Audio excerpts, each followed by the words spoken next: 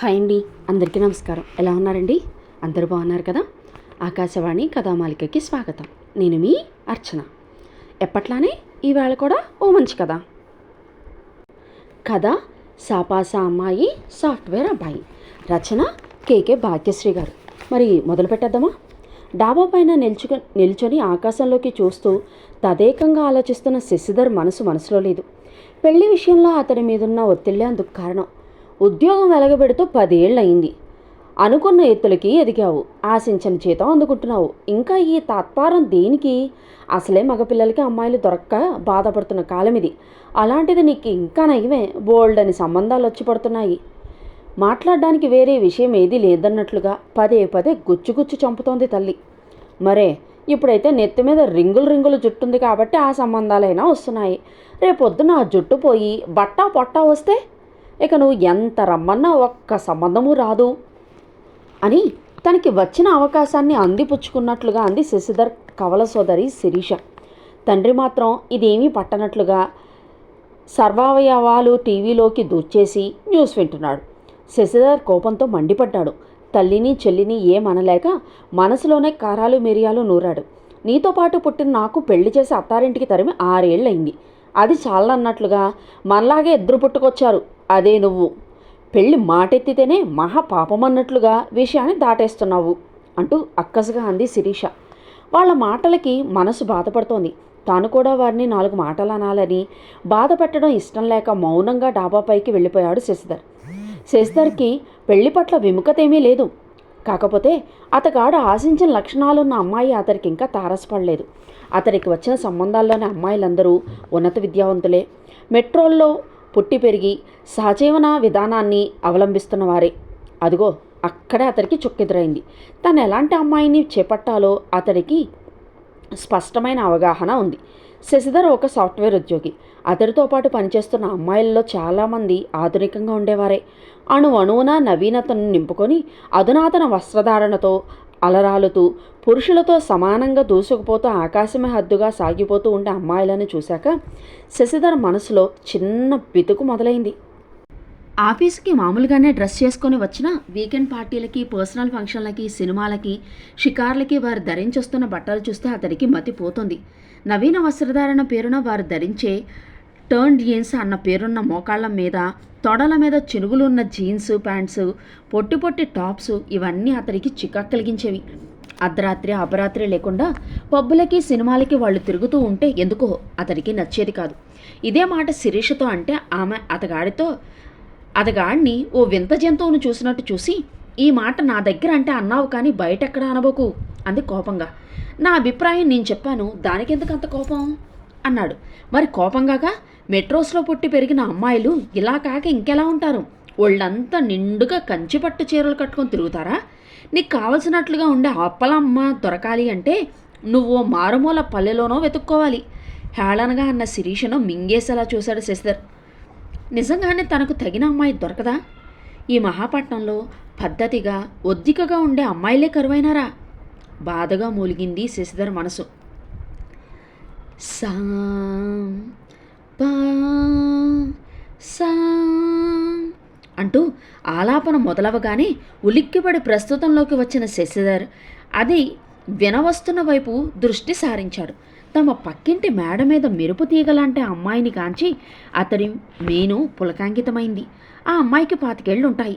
సామాన్యమైన దేహఛాయ, ఆల్చిప్పల్లా విప్పారిన ఆకర్ణాంత విశాల నేత్రాలు, కొంచెం బండగా ఉన్న పెదాలు, ఉండ ముక్కు, విశాలమైన నుదిటి మీద వెలిగిపోతున్న ఎర్రటి బొట్టు, బారుగా అల్లిన నల్లని కేశపాసం. ఆ బ్రహ్మ కొలతలు కొలిచి మరీ ఆమెను చేశాడా అన్నట్లుగా ఉన్న శరీర సౌష్ఠవం. ఊదారంగు చీర ధరించిన ఆమె ఆ ఇంద్రధనస్సులోని ఒక వర్ణంలా ప్రకాశిస్తుంటే అచ్చెరు వందుగా ఆమెనే కన్నార్పకుండా చూశాడు శశిధర్. అందాన్ని మించిన ఆకర్షణ ఏదో ఆమెలో కొట్టొచ్చినట్లుగా కనిపిస్తోంది. ఒక 10 మంది పిల్లలను పోగేసుకుని సంగీతం నేర్పిస్తున్న ఆ అన్నుల మిన్న అతడి హృదయాన్ని అమాంతం కొట్టింది. ఇదివరకెప్పుడూ ఆమెను ఈ డాబా పైన చూడలేదు. బహుశా కొత్తగా దిగారేమో తనలో తానే అనుకున్నాడు శశిధర్. ఎంతో శ్రావ్యమైన స్వరంతో ఆమె జంట స్వరాలు ఆలపిస్తూ ఉంటే అతగాడి మనస్సు ఎక్కడికెక్కడికో తెలిపోయింది. ఎంత చక్కగా ఉందిమే, అణుకువగా, సాంప్రదాయంగా, తన మనసుకి నచ్చేలా ఏవో మధుర ఊహల్లో విహరించాడు శశిధర్. ఆగాగు, పరిచయం లేని అమ్మాయి గురించి ఇష్టానుసారం తలపోయకు మందలించింది మనసు. అలా అయితే పరిచయం పెంచుకుంటే పోలా? నవ్వుకుంటూ హుషారుగా ముందుకు కళ్ళాడు. సంగీత తరగతులు ముగిసి వచ్చిన వారందరూ కిందకి కదిలాక ఎక్స్క్యూజ్ మీ అంటూ గొంతు సవరించుకున్నాడు. అప్పటికే చిరుచీకట్లో ముసురుకుంటున్నాయి ఆ సన్నని వెలుతురులో ఆమె అందం మరింతగా అతన్ని ఆకట్టుకుంటోంది. చెప్పండి. ఒక అద్భుతమైన వాద్య పరికరం మోగినట్లుగా ధ్వనించింది ఆ స్వరం. మీరు ఈ ఇంట్లోకి కొత్తగా వచ్చారా? చొరవ చేసి ప్రశ్నించాడు. అవునండి, కిందటి వారమే వచ్చాము. డాబా మీద ఉన్న లైట్ వెలగడంతో ఆ కాంతి ఆమె మోము మీద పడి తళతళా మెరిసింది. మీరేమీ అనుకోనంటే నాకు మీ దగ్గర సంగీతం నేర్చుకోవాలనుంది అన్నాడు. సాహసం చేయకపోతే రాకుమారి లభించదు అన్న రీతిలో ముందంజ వేశాడు. ఆమెతో మాట్లాడుతున్నాడే కానీ మనసు అతగాడి కోడె వయసు ఆమె రూపలావణ్యాల సంఖ్యలలో చిక్కుకుపోయింది. అలాగా, సంగీతంలో మీకు ప్రవేశం ఉందా? అందమైన కళ్ళను అల్లల్లార్పుతూ అడిగిందామె. శూన్యం అండి. మీరు సాపాసాల దగ్గర నుండి నాకు నేర్పాల్సిందే చెప్పాడు శశిధర్ చిరుమందహాసం చేస్తూ. మీరు ఆమెను ఏమడుగుతుందో అతడికి బోధపడింది. నేను ఒక సాఫ్ట్వేర్ ఇంజనీర్, ప్రస్తుతం వర్క్ ఫ్రమ్ హోమ్. పూర్తిగా కాదనుకోండి, కొన్నాళ్ళు వాళ్ళు ఎప్పుడు పిలిస్తే అప్పుడు హైదరాబాద్ పరిగెత్తడమే. మరి మీరు? నేను ఒక MBA పట్టభద్రురాల్ని, ఓ కంపెనీలో HR మేనేజర్గా పార్ట్ టైం జాబ్ చేస్తున్నాను. నాకు వర్క్ ఫ్రమ్ హోమే. సంగీతం అంటే ప్రాణం. నాకు వచ్చిన ఈ విద్యను 10 మందికి పంచడం నాకు హాబీ. అందుకే ఇలా అంటూ తన గురించి చెప్పిందామె. ఇంతకీ మీ పేరు? మృదురవళి. ఆహా, అద్భుతంగా ఉంది. ప్రశంసించకుండా ఉండలేకపోయాడు శశిధర్. ఇప్పటికీ మృదురవళి అతని హృదయం పీఠం మీద తిష్ట వేసుకుని కూర్చుండిపోయింది. ఇంతకీ మీరు నాకు సంగీతం నేర్పుతారో లేదో చెప్పలేదు. తప్పకుండా నేర్పిస్తానండి. మీకు ఎప్పుడు కుదురుతుందో చెప్పండి. సాయంత్రం 6 అయ్యేసరికి నా వర్క్ ఇంచుమించు పూర్తయిపోతుంది. అప్పుడైనా ఓకే, లేదంటే వీకెండ్స్లో చెప్పినా ఓకే. దానికి వీలయ్యే సమయాల్ని వెల్లడించాడు శశిధర్. సరే, ఎలాగో ఉండేది పక్కపక్క ఇళ్లలోనే కనుక మీకు కుదిరినప్పుడల్లా నేర్చుకోవచ్చు. అలా అయితే త్వరగా వస్తుంది. నేర్చుకోవడంతో మీ పని పూర్తి కాలేదండోయ్, సాధన కూడా చేయాలి అంటూ నవ్వింది. అమావాస్య చీకట్లో వెన్నెల విరిసినట్లయింది. సరే అయితే మంచి రోజు చూసి మొదలు పెడదాం అని చెప్పేసి డాబాపై నుండి కిందకి దిగి వెళ్ళిపోయింది ఆమె. వెళ్తూ వెళ్తూ శశిధర్ హృదయాన్ని కూడా దోచుకుపోయింది.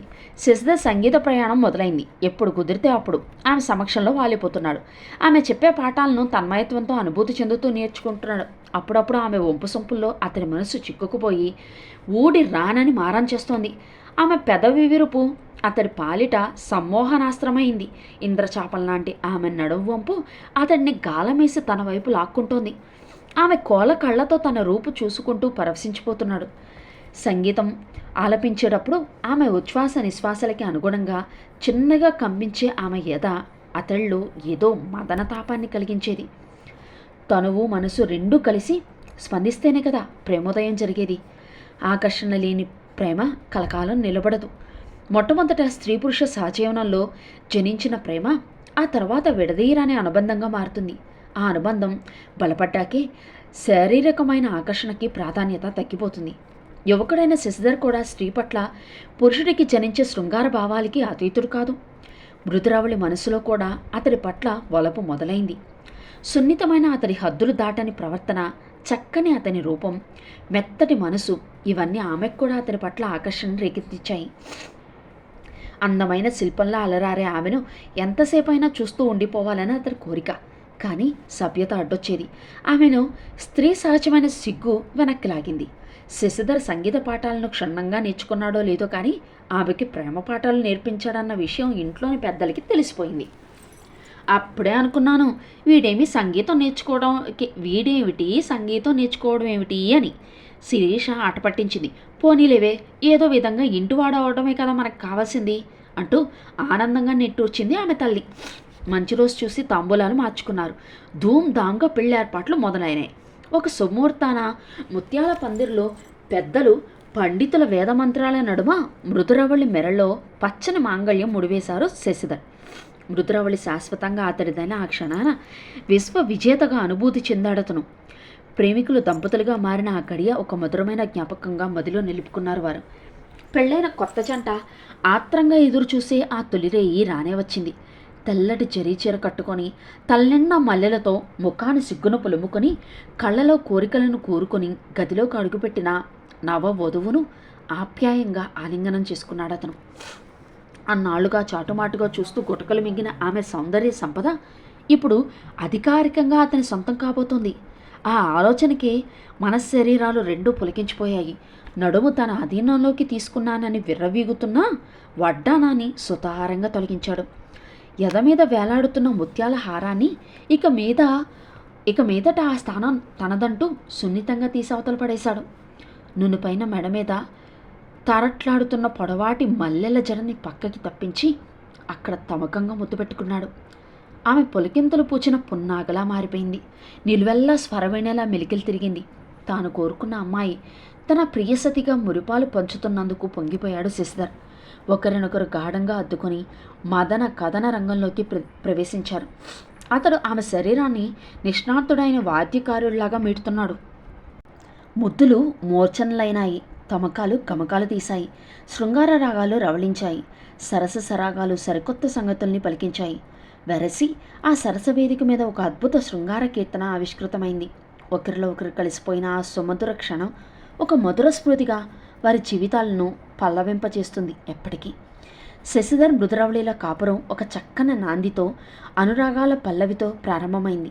మృదురవళి అతని మనస్సెరిగి అనుకూలంగా మసలుకుంటుంటే శశిధర్ ఆమెను తన ఇంటి మహారాణిలా గుండెల్లో పెట్టుకుని దాచుకున్నాడు. శశిధర్కి ఇచ్చిన వర్క్ ఫ్రమ్ హోమ్ ఆప్షన్కి గడువు చెల్లింది. ఆఫీసులకి రమ్మని ఉత్తర్వులు వచ్చాయి. ఫలితం ఆ కొత్త జంట హైదరాబాద్ కాపురస్తులు అయ్యారు. ఆ రోజు ఏదో పని ఉండి ఆఫీస్ నుండి మధ్యలోనే ఇంటికి వచ్చిన శశిధర్ తలుపు తీసిన మృదురవళిని చూసి ఆశ్చర్యపోయాడు. లూజుగా ఉన్న టాప్ 3/4 ప్యాంటు వేసుకొని దర్శనమిచ్చిన అర్ధాంగి వాలకం అతడికి నచ్చలేదు. ఇదేంటి కొత్తగా అంటూ ముఖం ముడుచుకుంటూ అడిగాడు. కొత్తేం లేదు, నాకు ఇది అలవాటే చెప్పింది మృదురవళి యథాలాపంగా. ఈ రకమైన వస్త్రధారణలో ఇదివరకు ఎప్పుడూ చూడలేదు నిన్ను అన్నాడు. చూసే అవకాశం రాలేదు నీకు. అక్కడ ఉన్నన్నాళ్ళు ఇంట్లో పెద్దాళ్ళు ఉన్నారని వేసుకోలేదు. ఇక్కడ ఉన్నది మనిద్దరమేగా. ఇప్పట్లో నాకు ఆఫీస్కి వెళ్ళే అవసరం కూడా లేదు అని చెప్పింది. నాకు ఇలాంటి డ్రెస్సింగ్ నచ్చదు అన్నాడు శశిధర్. నాకు ఇలాంటి డ్రెస్ ఏమైంది? డ్రెస్ అసభ్యంగా ఏమీ లేదే అంది మృదురవళి. అయినా సరే నాకు నచ్చదు అన్నాడు శశిధర్. నీదంతా వితండవాదం. ఇంట్లో ఉన్నప్పుడు ఇలా ఉంటేనే నాకు కంఫర్ట్గా ఉంటుంది. మృదురవళి స్వరంలో లీల మాత్రంగా అసహనం. మరి పెళ్లి కాకముందు అలా చక్కని చీరకట్టుతో తల్లిండా పూలతో బాబు బొమ్మలా కనిపించావు అన్నాడు. నాకు బయటకు వచ్చినప్పుడు అలా తయారవడం ఇష్టం. సంగీతం అంటే నా దృష్టిలో పరమ పవిత్రమైన ఒక యోగ సాధన. పాఠాలు చెప్పేటప్పుడు పిల్లలకి సాంప్రదాయంగా కనిపించడం కూడా నాకు ముఖ్యమనిపించింది అని చెప్పింది మృదురవళి. ఈసారి ఓపికగానే చెప్పింది. అందరూ కలిసి ప్రణాళికాబద్ధంగానే తనను ఏమార్చారని అనుకున్నాడు శశిధర్. తాను సాంప్రదాయబద్ధంగా ఉండే అమ్మాయినే కావాలన్నాడని, తన ఇంట్లో వాళ్ళు ఒక స్కెచ్ ప్రకారం ఇదంతా చేసుంటారన్న అనుమానం బలపడుతూ వచ్చింది. అది మనసులో దాచుకోలేక బయటికి కక్కేశాడు. మీరు సినిమాలు ఎక్కువగా చూస్తారనుకుంటాను. ఇదంతా చేయవలసిన అవసరం నాకేముంది? మా ఇల్లు రెనోవేషన్ చేయించుకున్నందువల్ల మీ ఇంటి పక్కన అద్దెకి దిగాము. అప్పటి వరకు మీ వాళ్ళు ఎవరో కూడా నాకు తెలీదు చెప్పింది మృదురవళి నిక్కచ్చిగా. ఆమె అలా గంటాపదంగా సెలవిస్తూ ఉంటే అతడికి ఏమనాలో తెలియలేదు. తాను మోసపోయానేమోనన్న భావన అతగాడిని నిలవనివ్వడం లేదు. బొక్కమొఖం వేసుకొని కూర్చున్న అతన్ని చూస్తే మృదురవళికి జాలి కలిగింది. అతడి పక్కనే కూర్చొని అతడి భుజం మీద చెయ్యేసి ఇంకో చేత్తో అతడి ముఖం పట్టి తన వైపుకి తిప్పుకుంది. చూడండి, మీ బాధ నాకు అర్థమైంది. మీతో ఇన్ని రోజుల పరిచయంలో భార్య ఎలా ఉండాలని మీరు కోరుకుంటున్నారో కూడా తెలుసుకున్నాను. ఎప్పుడూ మీకు నచ్చేలానే ఉంటాను. కాకపోతే అప్పుడప్పుడు నాకు నచ్చినట్లుగా కూడా ఉండాలని ఉంటుంది కదా. ఒక భార్యగా మీరు తల దించుకునేలాగా అస్సలు డ్రెస్ చేసుకోను. 4 గోడల మధ్యన నేను నాకు నచ్చినట్లుగా ఉంటే ప్రమాదం లేదుగా. దయచేసి అర్థం చేసుకోండి అంది మృదు స్వరంతో. శశిధర్ కరిగిపోయాడు. అర్ధాంగి స్నేహపూరిత స్పర్శ అతడిలో అనురాగాన్ని తట్టిలేపింది. ఆమె ప్రేమపూరిత వాక్కులు అతడి అనుమానాల్ని పటాపంచలు చేశాయి. భార్యాభర్తలు దాంపత్యాన్ని నిత్యనూతనంగా ఉండేలా చేసేది అనురాగమే కదా. మాట్లాడకుండా ఆమె మెడవంపులో ముఖం దాచుకున్నాడు. ఆయన ఇంత రొమాంటిక్గా డ్రెస్ చేసుకొని సినిమా హీరోయిన్లా ఎదురొస్తే రెచ్చిపోక ఇలా ముసిరాళ్లా మాట్లాడతావేమిటి అంటూ కవ్వించింది ఆమె. ఆమె వైపే తేరిపారా చూశాడు శశిధర్. ఏ అలంకరణ లేని సహజ సౌందర్యం అతడి కళ్ళకి విందు చేసింది. కల్మషం లేని ఆమె అంతరంగం మదన కథన రంగాన దూకమని అతడిని ఆహ్వానించింది. ఆనంగుడా ఆవహించినట్లుగా ఆమెను అల్లుకొని చెలరేగిపోయాడు. ఆమె సోయగాలు, అతడి సాహసాలు జత కలిసి ఒక మధుర ఘట్టాన్ని లిఖించాయి. అదండి కదా. నచ్చిందా? నచ్చినట్లయితే ఇలా మోసపోయిన వాళ్ళు మీలో ఎవరైనా ఉంటే నాకు కామెంట్ చేయండి. కథ నచ్చితే లైక్ చేయండి. మీకు బాగా నచ్చిన వాళ్ళకి కథని షేర్ చేయడం మాత్రం అస్సలు మర్చిపోకండి. మరిన్ని కథల కోసం ఛానల్ని సబ్స్క్రైబ్ చేసుకోండి. ఉంటానండి.